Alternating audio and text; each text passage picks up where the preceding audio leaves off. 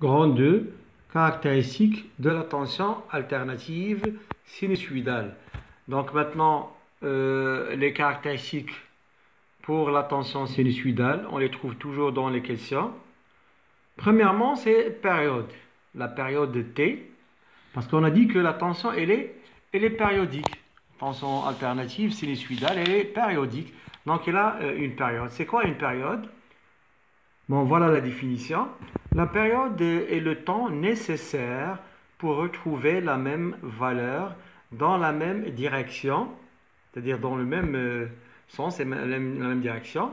Son symbole est T, grand T, on n'utilise pas petit t, et son unité internationale est la seconde. Voilà l'oscillogramme de la tension alternative sinusoïdale. Donc on peut prendre la période de ce point-là jusqu'à ce point-là, c'est-à-dire une oscillation qui est positive et une autre qui est négative. Ou bien on peut prendre de ce point-là jusqu'à ce point-là, c'est le même point, donc c'est la période. Ou bien je peux prendre de ce point-là à ce point-là. Vous avez le choix de prendre ce que vous voulez. Mais je préfère toujours avec mes élèves de prendre une qui est positive, une sinusoïde ou bien une alternative qui est positive, et une autre qui est négative. D'accord? Une alternance positive et une autre qui est négative. Il vaut mieux de prendre pour ne pas se tromper chaque fois. À ce moment-là, il faut utiliser la relation suivante, qui T est égal à SH fois X. C'est quoi? T, c'est la période, bien sûr. C'est en secondes. C'est quoi SH? On a déjà vu. C'est la sensibilité horizontale. Par seconde par division, c'est l'unité internationale, ou parfois millisecondes par division. Parfois, la division, on la considère comme centimètre. Dans l'exercice, lorsque vous trouvez S par centimètre, c'est-à-dire seconde par centimètre. La graduation est considérée comme centimètre. On a X et le nombre de divisions horizontales. Le nombre de divisions horizontales, parfois, lorsqu'on a S par centimètre, on considère chaque division comme centimètre. C'est ça la relation essentielle pour le calcul de la période. Voyons maintenant un exemple. Voilà l'exemple. Je vais prendre l'allure. Dans ce cas-là, la sensibilité horizontale, regardez ici, c'est 1 milliseconde par division. Donc c'est ça la sensibilité. SH est égal à 1 milliseconde par division. Prenons la relation T est égal à SH fois X. SH c'est 1 milliseconde par division. Il nous reste X. X, on a dit que je vais prendre une qui est positive et une qui est négative. Et je fais le calcul. Regarde ici. 1, 2, 3 divisions. Donc 3 divisions, c'est pourquoi multiplié par 3 divisions.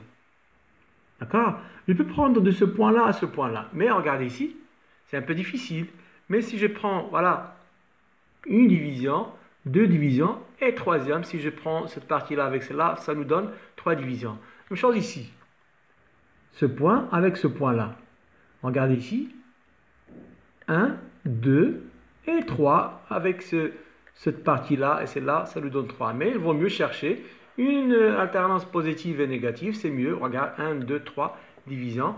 Donc 1 milliseconde par division multiplié par 3 divisions, on va simplifier par division.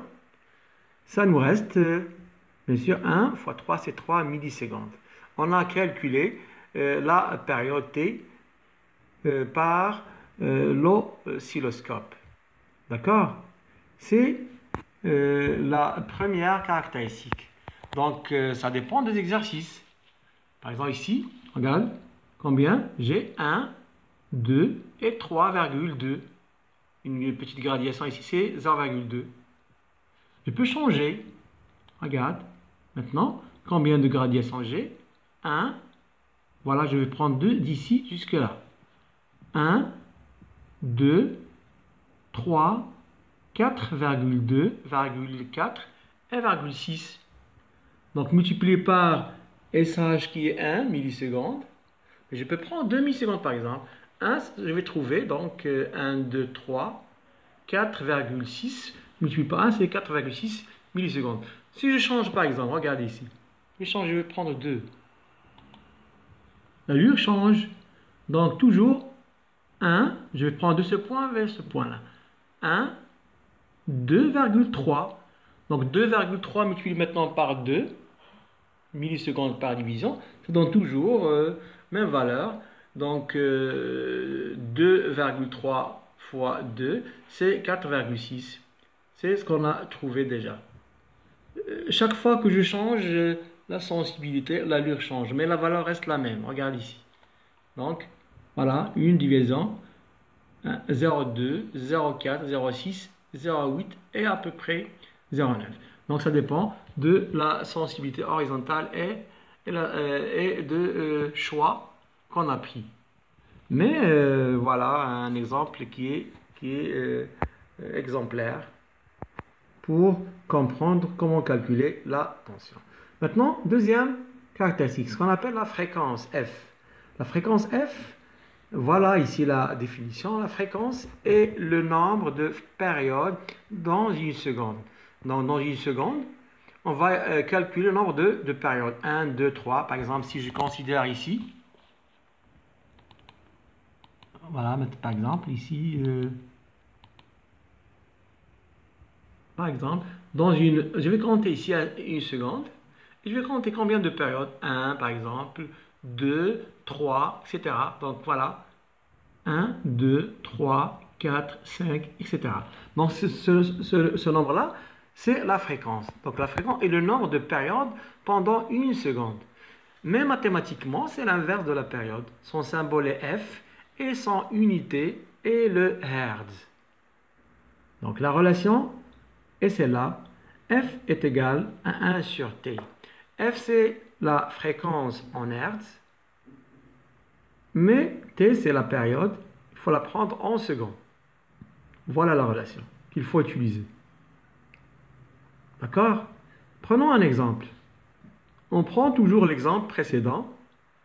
Lorsqu'on a trouvé 3 millisecondes, il faut la convertir plutôt on a trouvé 3 millisecondes, il faut la convertir en secondes, c'est 0,003 secondes.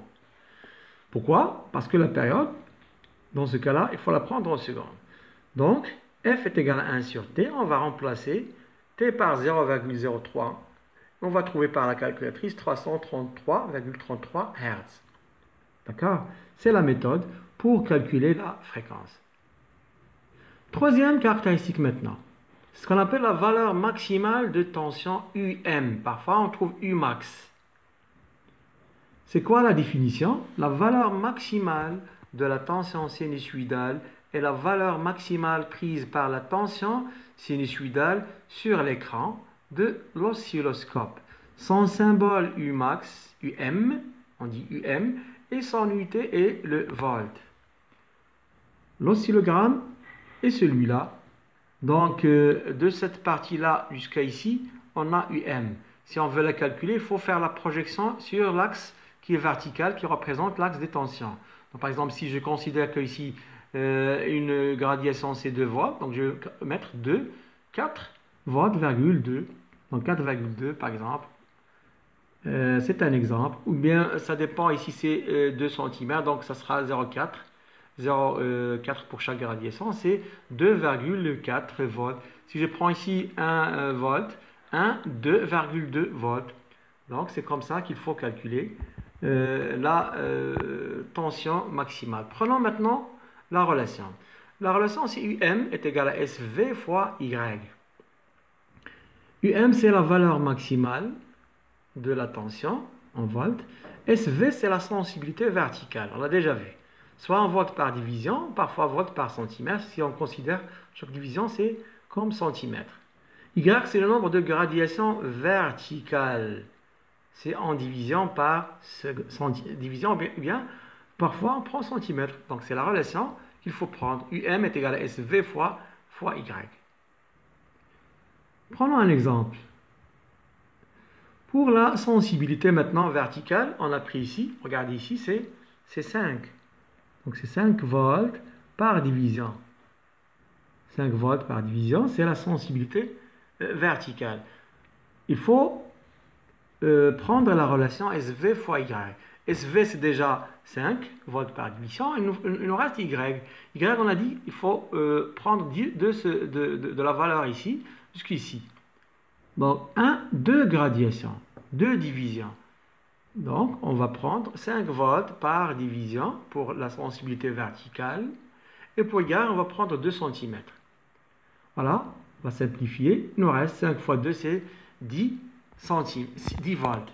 Donc 10 volts, c'est la valeur qu'il faut avoir pour calculer, c'est la valeur qu'il faut prendre avec la relation UM est égal à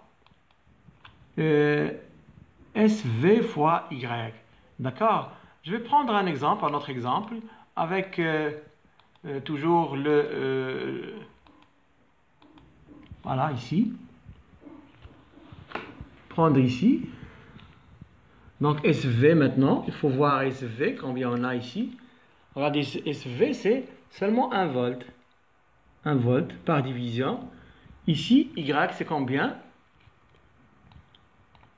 Voilà, Y, c'est 2 cm, plutôt 2 divisions. Donc 1, 2. 2 fois 1, c'est 2 volts ici. Mais je peux avoir plus que ça. Par exemple, je vais essayer de faire un réglage pour avoir plus que ça. Voilà. Là, parfois.